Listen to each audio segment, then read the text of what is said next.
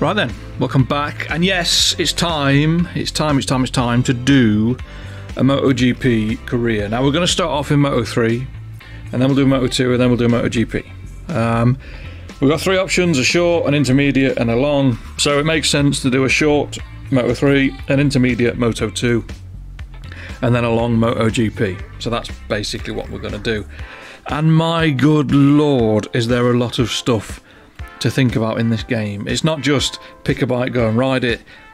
It is halfway between Football Manager and Ride 4. It's absolutely ridiculous. Pick this, develop that, do that. Like I said, I haven't played a MotoGP game for a long time. So last time I played, you picked your rider, you picked your bike or whatever, you picked your track and off you went, and there was none of this. So I didn't expect it to be a kind of management thing. The hardest thing was apparently picking my number, but we went Honda for obvious reasons. Those obvious reasons are I've got a Honda in the garage, before anyone asks me in the comments. But yeah, I just went with what felt right, didn't really muck about with a livery on the bike, picked a helmet, and just, you get loads of fancy graphics and sound effects, and you get the MotoGP commentary team talking, and it's just a nightmare. There's so much stuff to do. And when I picked the bike and the rider and the helmet and everything else, I thought, right, we'll go racing. No, you can't go racing. No, it's a full-on pick you this, do that, skip weeks, pay wages. It is an absolute pain in the backside. I haven't watched any reviews, which was either a good idea or a bad idea, but yeah.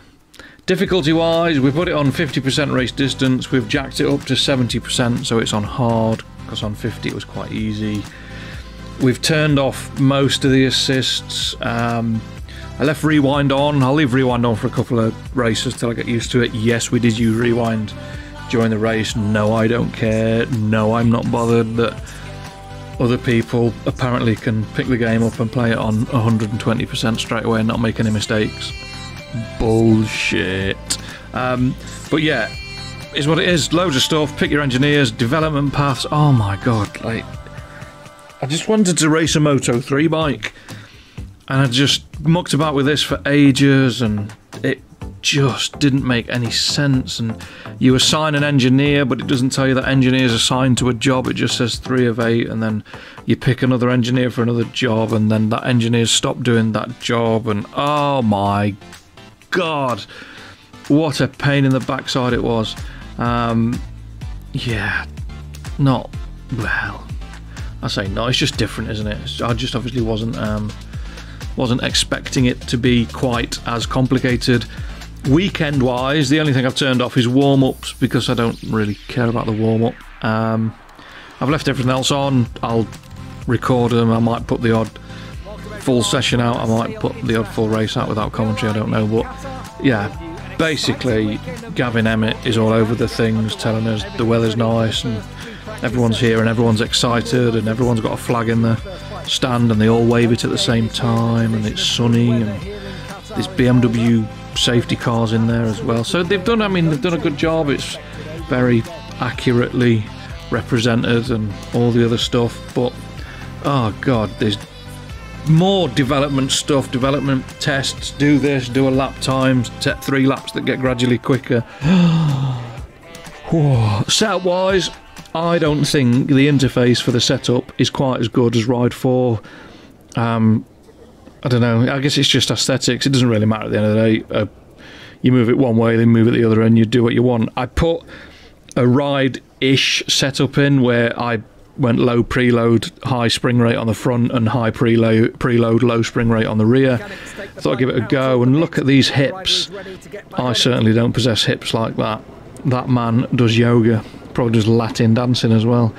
And we went out, and the bikes, well, they're 250cc single, they're not exactly going to sound great, are they? The autopilot is just as frustrating as ride. It seems to take forever, and it throws you right in at the deep end. The AI do not care. They really do not care at all. I thought I could latch onto the back of people. I mean, the rider in front is apparently in 25th. We're in 31st. and they just slowly walked away from me. It was obvious that I had more speed mid-corner. I don't think that's down to anything other than the way that I was going round, but we did a 2:13.7. Yes, 4 seconds slower than the rider in first. We still can't get the hang of braking into like fast corners. The back end's flying about. We went again and knocked it down to what's that now? 2:11, but it got cancelled, so we're still on a 2:13. Then went again and did a 2:12, and then the inevitable happened. Yes, we kept falling off, and there's been an update to the game recently, and apparently now when you fall off, the bike goes through the track. So that was it for free practice 1. I got a little bit frustrated, we didn't go any quicker, I just kept crashing and I was just burning tyres. Free practice 2, there was all sorts of stuff that I didn't quite understand, and I was like, well, I've got to gain access to Q2, but oh dear me. So we went again, we actually rattled out quite a lot of laps on this one, and we got it all the way down, because we got the hang of it, we got it down to a 2:08.2. and that was on a hard front medium rear. So I thought, well, I'm happy with that, I'll leave it at that, I'm not going to burn any more tyres up. So we went to free practice 3. Look at those hips, yes, young man, sachet, sachet, sachet, lovely. But yeah, we went free practice 3, tagged onto the back of a rider, got a bit of a draft, and we dragged our lap time down to 2:07.8, which left us 1.3 seconds quicker than anybody else. It was becoming blatantly obvious that because I picked a satellite team, I didn't go one of the factory teams, that I was missing quite a lot of performance in a straight line. But we topped the combined results. We were fastest in free practice 2, we were fastest in free practice 3, so we went straight through to Q2, which Mr. Emmett was telling us about right now. And I realised that I'd used everything, well, most of my tyres up. I wanted a hard front medium rear in the race, and I only had one hard front left. I think I had one medium front left and a couple of softs or something. So I ended up putting used tyres in, and we did a 2:07.9, which is comparable to what we did in free practice 3. And then I thought, right, I know I'm going to use that hard in the race, the brand new one, so I'll go a medium front, a new one, and I'll go a new soft rear, because I've got one medium left for the race. So we went medium front, soft rear as a little bit of a, I say time attack, I just wanted to see if I could go any quicker more than anything. So we boogied our way to the bike and we knocked it down to a 2:07.3, which put us 8/10 clear. Now, yes, it's only on 70%. Yes, I've still got rewinds on, but oh my god, it's still difficult. If this game uses the same physics engine as Ride 4, they have done so much work on it, it does not feel like the same physics engine at all. The bikes don't handle in the same, well they do, they shit into the corners, but other than that, no, absolutely not. We stuck the new hard front in, we stuck the new medium rear in. You don't have to do that until you get to the grid, you can change it. And then there's loads of little graphics and do this, and there's a bit of commentary, and everyone's happy, and the crowd are all waving the flags in time. Look at that. You get a crowd synchronised like that and I'll give you 10 quid. But yeah, starts, didn't have a clue what was going to happen. Left it in neutral on the Suzuki when we had a little play. Turns out, put it in first, rev it, you've got a launch control, and away you go. Reaction time is a little bit poop. And then it was a case of trying to get to the end without using rewind every 5 seconds, and as it turned out, managing the fuel. So I basically got off the line, ran a bit wide, ended up in third, had a right ding dong for a couple of laps with the AI, and it wasn't until about lap 3 or 4 of 9, so nearly halfway through the race, that I realised that it gives you a little fuel indicator just below the speed and the gear position indicator on the dash, and it tells you that you've got plus or minus fuel. So what are we, a third of the way into lap 1 and we've had to use rewind already, but it is what it is, we're learning, it doesn't matter. We're killing them mid-corner, but into the corner, out of the corner and down the straights, yeah, it's a real struggle. I mean, I'm just trying to push people out the way. The AI don't give any fucks whatsoever. They will just smash into you, ride their line. They do not care. There's a little bit of leaning down the straight when we end up all the way down to about 14th or 15th. I run wide in a couple of corners, and the AI just do not care. Ride is frustrating with regards to the AI. This just takes the piss. They are welded to a line. You try and go past them, set them up for a pass or whatever, and without a single glance behind them, they must have cameras on the bikes or eyes in the back of the head. No, they're just AI tossers. They just block you. Absolutely pure ride 4 turned up to 110%, blocking antics. Yeah, we ran a bit wide, ended up in 10th, and then got a bit of a push, and then ran wide again. Track limits wise, I worked out that the dark green stuff is where they don't want you to go. If you run onto the dark green stuff, you get a track limits warning. I think we ended up with 4, so 1 more and I would have got a long lap penalty. But yeah, it was, I wouldn't say a baptism of fire, but it was certainly interesting. Down the straight, yeah, the bike, it's just a little bit slow. In the draft, catches him up, there we go, go on, get that. Just force him off the track with your elbow. But yeah, it's just slow. So Lord knows how long it's going to take to do the development paths and get the bike quicker and this, that and the other. But I'll slowly turn the difficulty up, and at some point we'll drop the rewinds off, and we'll just start playing it as I play Ride 4, where if we crash we start again and whatever else we do. But is it any good? And I've been avoiding talking about that whilst we watch my antics in this race. And I will put a full version of the race out without me talking over it. So those of you who like to watch full races and look at lines and braking points and everything else. Oh, and we've got the corner markers on as well. So that to me is the turning point. There's your apex, and then you've got the exit point on the way out. I thought they were braking markers. They're not braking markers, absolutely not. They are turning, apex and exit markers. But is it any good? Is it any good? Yes and no.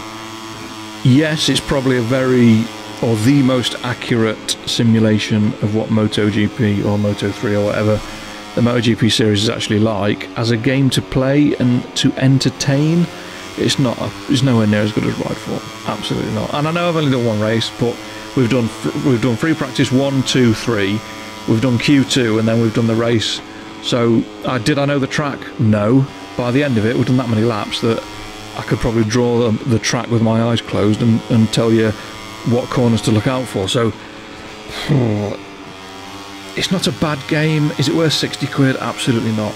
There you go. Look at the fuel light in the bottom corner. Fuel light's on already. We're only 2 laps in, so it took me a little while to recognise it, well, to realise it was there, and turn the power down to 2. The bike seems quite happy to run on 2 for most of the race. Actually, I kept flicking up between 2 and 3. The draft is very powerful on the Moto3 bikes. If you get in the draft, you'll make quite a lot of forward progress. There you go, as if by magic. Up behind Denny's on Jew. He's not having a very good season so far. But yeah, 2 track limits warnings so far. We've done a 208.4, so we're about, what, nearly a second off what we did. Lovely move around the outside to go from 4th to 3rd. I quite enjoyed that one. And then it took forever. It took till lap 8 before we got anywhere near the leaders. Coming onto the start-finish straight, the pace they had down the straight was absolutely ridiculous. I could sit in the draft, it would smash itself into the limiter, and that was it. The minute I came out of the draft, they were just 5, 6, 8, 10 kilometres an hour quicker. Again, still struggling with the braking. I don't quite know what it's doing there, because I'm pulling backwards on the stick to move the rider weight backwards, but for some reason it wants to stand itself on the nose. There's the AI shoving you about. But yeah, it was well, it was an interesting first race. Like I said, I didn't know the track. We'll see what it's like when I get to somewhere I know. If I absolutely blitz it, then I'll turn the difficulty up, and we'll see how we get on. But my definitive verdict is still some way away. I'm going to wait until I've finished the MotoGP, Moto2 and MotoGP series, so it might be a little way off. But we'll do every race. I'll stick a little highlights package out or whatever. I'll do the full races as well, and obviously it's another cog we've got going now, so some of the ride stuff might have to slow down. I'll try and do the setups. And this bit, I mean, why have you turned in there and just gone, I'm going to ride into you? You don't obviously be able to see me because I'm in front of you, but you're still going to turn in and just knock me off just for straight. So in the end, we played him at his own game and just bumped him out of the way, which left us behind Mr. Masia, trying to get past on his KTM, and he was mega quick, although not in mid-corner apparently. And that was a bit rude, that. And we fall off now, and I'm not very happy with the fact that I basically bullied him out of the way and took the lead. So I pressed the rewind and we went all the way back to before the corner, and I promised myself I'd be nicer, run onto the green, still stick it up the inside, but don't worry, karma is on hand to shuffle Mr. Masia back into the lead. And then it was just a case of, well, where am I going to get past him? I've got half a lap left, I'm on full power, the AI just seem to use whatever tyres they want and they don't really seem to go off, so that's another cheeky little thing that they've patched across from Ride, where my tyres are knackered and theirs aren't. And yeah, we had a bit of a ding dong. I knew I was quick out of here turn 15, I knew I could carry loads of speed out, and I was going to try and sell him a dummy, but watch this, all the way across. Well, no need, absolutely no need. So, sod you mate, I'll go around the outside and hope that they don't draft me all the way down the straight and I'm just a sitting duck. But we hung on, and lo and behold, we won the race again. We won on the Suzuki, and now we've won on the DHL Honda. That's a mouthful as well, the DHL Honda. There you go, 2.8.0, so not far off what we did in qualifying and the free practice. And then you get a little thing saying you're leading the championship, and then there's a little one for the manufacturers, and then there's graphics for this and that and the other, and everyone goes into Parc Ferme and has a little cuddle, gives you rounds of applause. It's all very polite and nice, and no one's headbutting anybody or throwing helmets around or doing anything else. But yeah, it's just a bit, I don't know, is it a bit much? I think it's a bit much.